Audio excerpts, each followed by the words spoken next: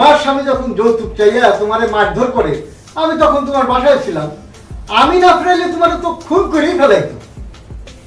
আমার 1 নম্বর সাক্ষী দিবা, লাগে আরো সাক্ষী জোগাড় করে দিব। টাকা দিলে অনেক সাক্ষী পাওয়া যায়। আর শোনো, এই মামলার যত খরচ সব আমি দিব, না করবার পারবা না। ঠিক আছে খালু। এখন লো, ওই পাশের একটা হোটেলে ভালো বিরিয়ানি পাকায়, দুজনে মিলে খাই গিয়ে। না না, শরীফ এখনই চলে আসবে, বরং আপনিই যান। ও, শরীফ তো আবার আমারে সহ্য করতে পারে না।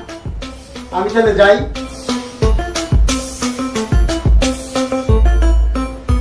আল্লাহ মালিক।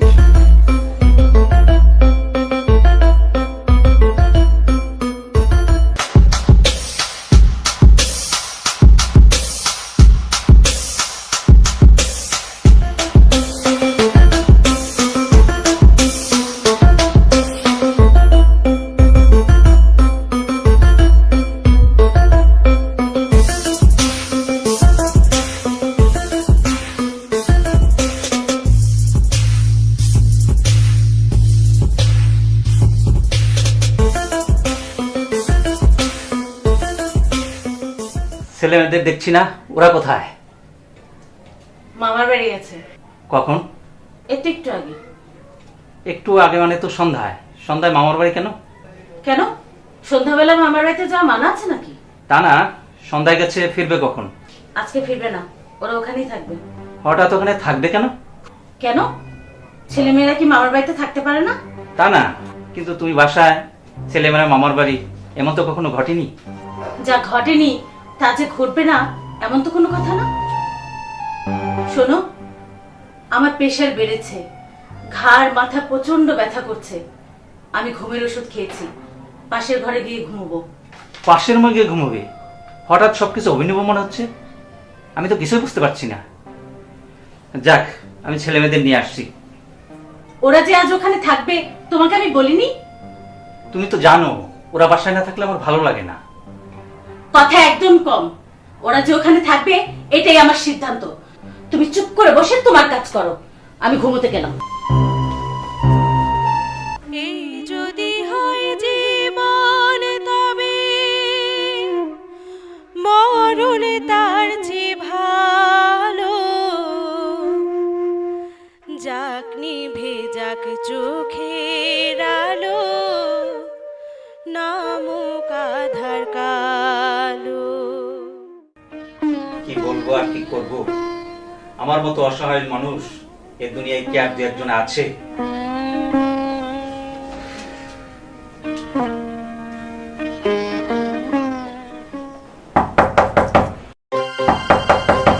কে? দরজা খুলেন। আরে কে আপনি? হায় রে কপাল, দরজা না খুললে বুঝবেন কেমনে আমি কেডা? হায় রে কপাল, দরজা খুলতে এতক্ষণ লাগে? বাথরুমে ছিলেন নাকি? আপনারা কি এই বাসায় এসেছেন? আমার বাসায়? হায় রে কপাল, দাঁড়ায় রয়েছি আপনার বাসায় আর জিজ্ঞাসেন আপনার বাসায় আইছি কিনা। এখন অনুমতি দেন, ভিতরে ঢুকি।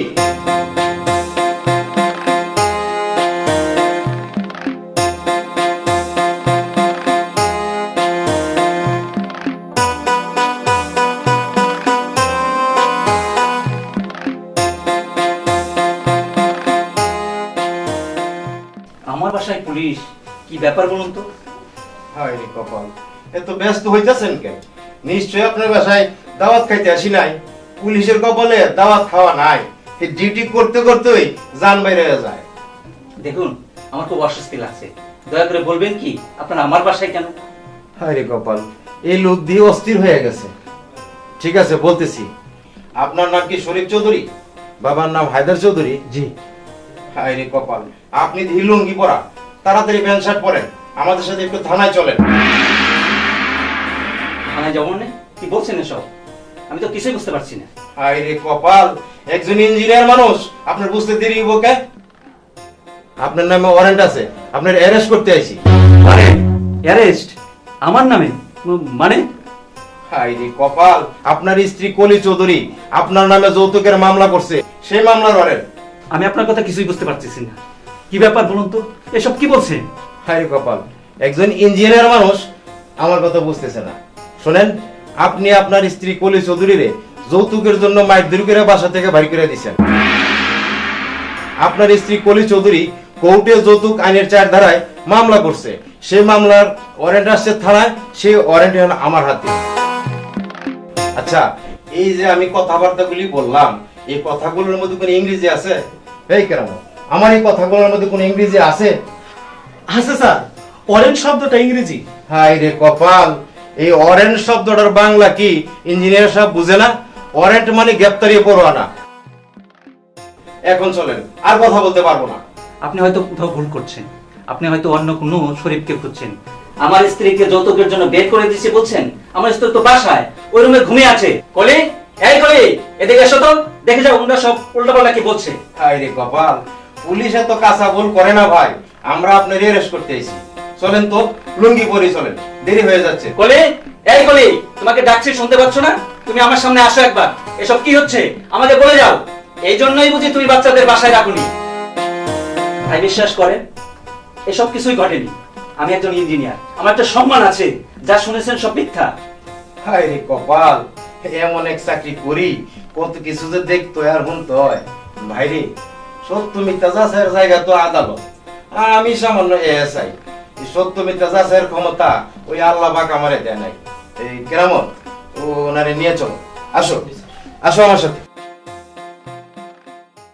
এই যদি হয় জীবন তবে মরণ তার চেয়ে ভালো। যাক নিভে যাক চোখের আলো, নামুক আধার কালো। যাক নিভে যাক চোখের আলো, নামুক আধার কালো।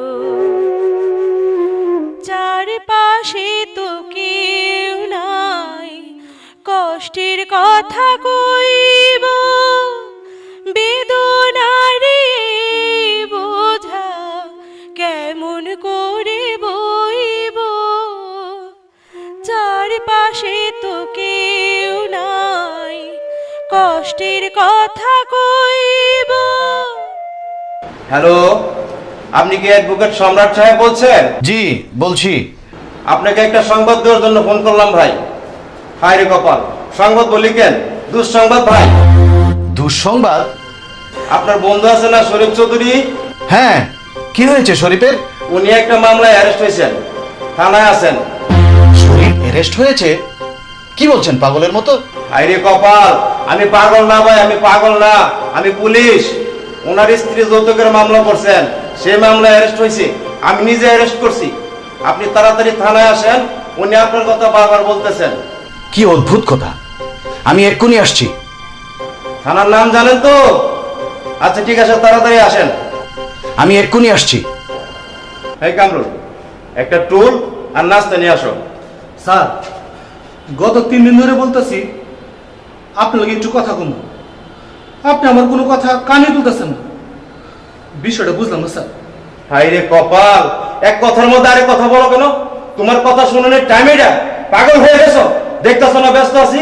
কি দেখতেছো না? Sorry sir. যাও, জানতে বললাম নিয়ে আসো। কামরুল, টুলটা নিয়ে আসো।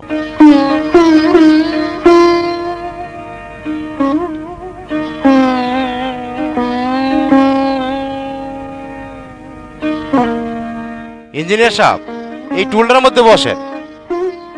থানা হাজতে মানে লোকের মান রাখা সম্ভব না, বসেন।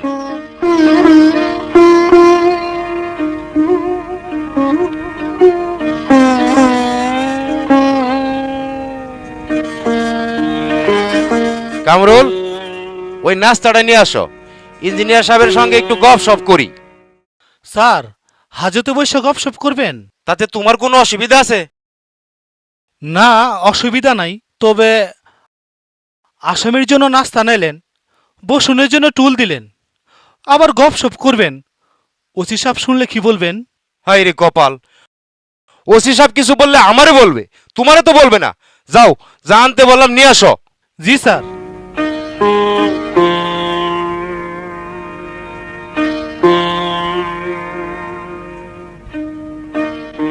ইঞ্জিনিয়ার সাহেব, নেন নাস্তাটা খান। আরে আমি নিজে কিনছি। এত অবাক হইেন না, ভাইবেন না আমি বিরাট উদার মনের পুলিশ, আপনারে মাগনা নাস্তা খাওয়াইতাছি। আপনার লোকজন আসলে টাকাটা নিয়ে আমারে দিয়ে দিবেন। কাউরে সহযোগিতা করার ক্ষমতা ওই আল্লাহ পাক আমারে দেয় নাই। ঘুষ খাই না তো, সেই জন্য টাকা পয়সা নাই। অবশ্য ঘুষ খাইতে যে ইচ্ছা করে না তা না, কিন্তু আমার একটা সমস্যা আছে। আমি আবার একটু গান টান করি। জীবনের স্বপ্ন আছিল বড় কণ্ঠশিল্পী হমু। রে কপাল, ওইসি পুলিশ, কিন্তু গানটা আমার গলায় অহনো আছে। ঘুষ খাইলে গানের অপমান হয়, সেজন্য খাই না। ভাইজান, ঘুষ না খাইলেও রোজই বোর বকা খায়। তার প্রয়োজনীয় টাকা পয়সা দিতে পারি না বইলা সে আমারে বলে কি, পুলিশের চাকরি বাদ দিয়া রাস্তায় রাস্তায় গান গায়ে ভিক্ষা করো, ভালো ইনকাম করতে পারবা। শুনছেন কথাবার্তা? পুরুষ মানুষের টাকা পয়সা কম থাকলে মাইয়া মাইছে 2 টাকার দামও দেয় না। নেন ভাই, নাস্তাটা খান।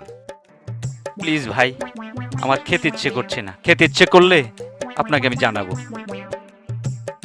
হায় রে কপাল, না খায়া থাকবেন কেমনে? এখন বাজে রাত 9:30। আপনারে কুড়ি তুলবো আগামীকাল 2টা-3টায়।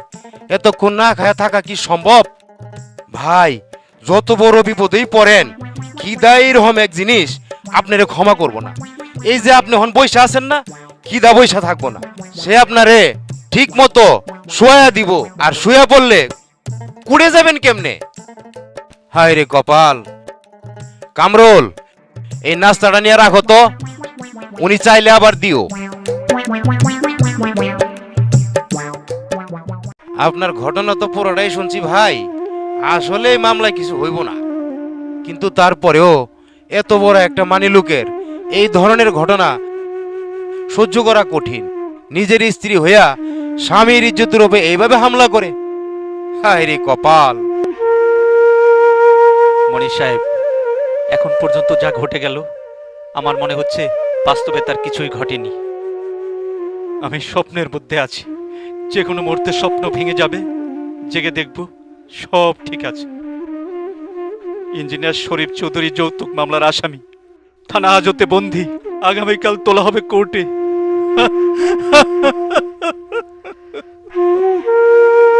এইসব কি বাস্তবে ঘটা সম্ভব? মোটেই না। পৃথিবী এতটা অস্বাভাবিক হতে পারে না, পারে না, পারে না, পারে।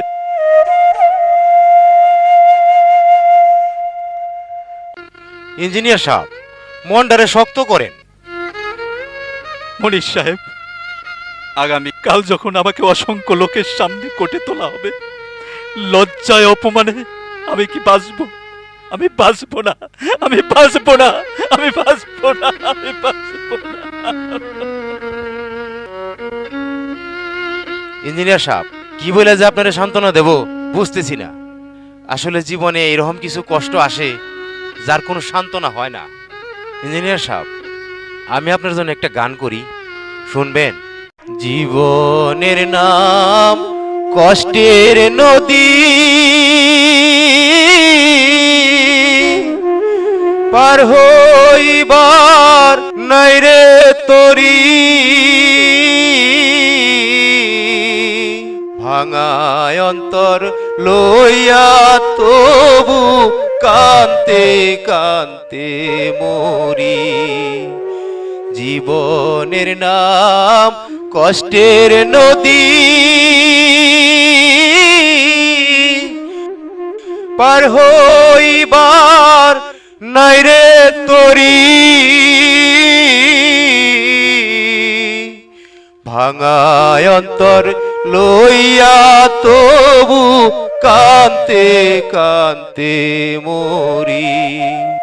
জনম ভরে বাইয়া চলি আশার তরি খানি, বেলা শেষে চাইয়া দেখি গোলই ভরা পানি।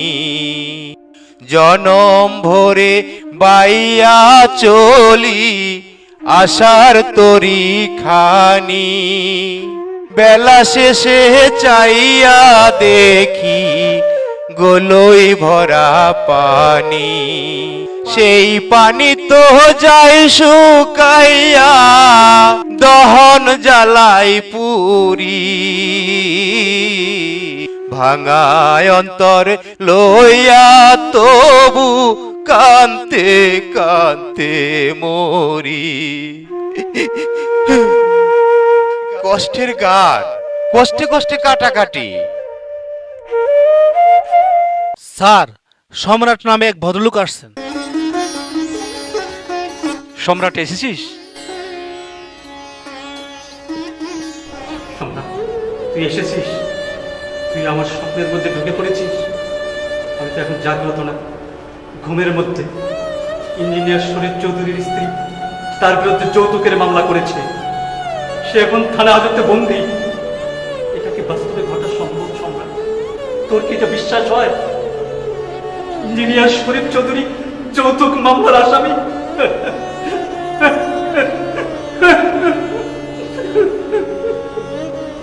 অবিশ্বাস্য হলেও এটাই সত্যি শরীর। এই মহিলা যে তোকে আঘাত করতে পারে এটা আমি অনেকবার ভেবেছি, কিন্তু আঘাতের ধরনটা যে এতটা নোংরা হবে আমি তা কল্পনাও করিনি। যা যা ঘটার তো ঘটেই গেছে, কিচ্ছু ভাবিস না, আমি আছি তোর পাশে। জীবনে তো অনেক যুদ্ধ করেছিস, মনে কর এটাও আরেক যুদ্ধ। জীবন যুদ্ধে সবসময় আমি সাহসী, সেটা তুই জানিস।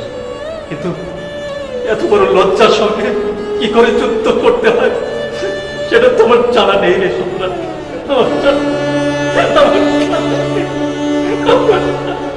লজ্জার সঙ্গে যুদ্ধ করাটাই তো বড় যুদ্ধ রে পারো। একদম ভাবিস না, এই বন্ধুটি আছে তোর পাশে। জীবনে তো অনেক দুঃখ কষ্টই তোর সঙ্গে ভাগাভাগি করেছি।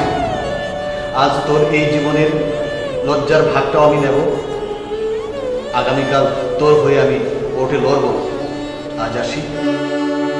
মনীষ সাহেব, আমি একটু ওসি সাহেবের সঙ্গে কথা বলব। উনি তো এখন নাই, উনি সকালে আসবেন। ঠিক আছে, তাহলে আপনার সঙ্গে একটু কথা বলি। বলেন। বুঝতেই পারছেন ও খুব উচ্চ স্তরের মানুষ, একজন ইঞ্জিনিয়ার। আমি জানি সেটা। সারা রাত ও ওইভাবে বসে কাটাতে পারবে না। আপনি যদি একটা চাদর আর একটা পার্টির ব্যবস্থা করতে পারতেন, আমি আপনাকে খরচ দেব, রাতে ওর খাবারেরও প্রয়োজন। খাবারের ব্যবস্থা করছিলাম, কিন্তু উনি খান নাই, বলছেন পরে খাবেন। আর ওই পার্টির ব্যবস্থা করতে পারবো কিনা জানি না। থানা হাজতের ব্যাপার তো বুঝতেই তো পারতেছেন। আপনি যান, কালকে ওনারে কোর্ট থেকে জামিন করার ব্যবস্থা করেন। যান। মনীষ সাহেব, এই টাকাটা রাখেন। হায় রে কপাল, আবার টাকা কিসের? পুলিশ মানে টাকা পয়সা, এটা ঠিক আছে, কিন্তু সব জায়গায় তো ব্যতিক্রম আছে। কি আছে না? টাকা লাগবে না, আপনার বন্ধুরে মেহমানের মতোই রাখছি। উনি যে আসামি এটা আমি বুঝতেই দিইনি। যান। মনীষ সাহেব, কিছু মনে না করলে আপনার সঙ্গে একটু কোলাকুলি করি। কি জন্যে? আমার এটা স্বভাব, হায় রে মানুষ দেখলেই কোলাকুলি করতে ইচ্ছে করে। হায় রে কপাল, বলেন কি? ভালো মানুষের সংখ্যা কম তো, তাই হঠাৎ কোনো ভালো মানুষ দেখলে তার সঙ্গে কোলাকুলি করে নিজেও ভালো মানুষ হওয়ার চেষ্টা করি।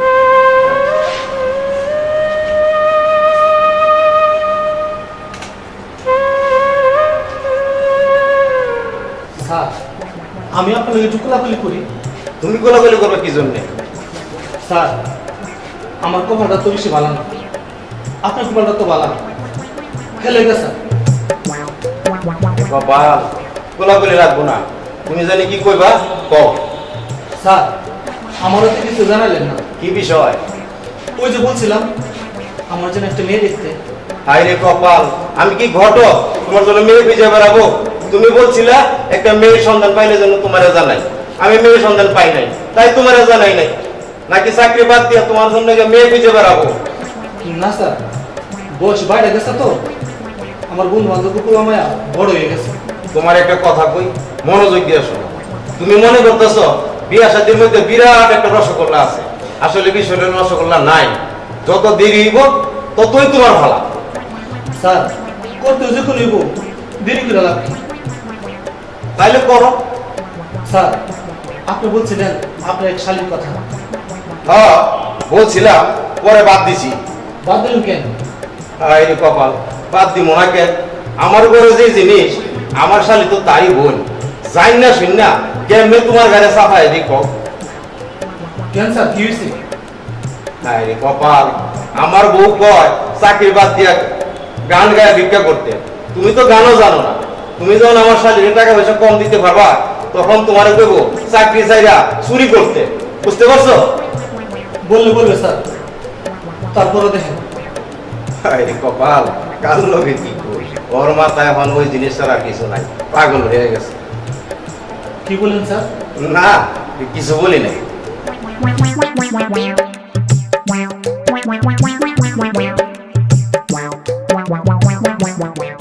সুখের আশায় কেঁদে কেঁদে, সুখের আশায় কেঁদে কেঁদে দুঃখের নদী বইল, যাক নিভে যাক চোখের আলো, নামুক আধার কালো, যাক নিভে যাক চোখের আলো, নামুক আধার কালো।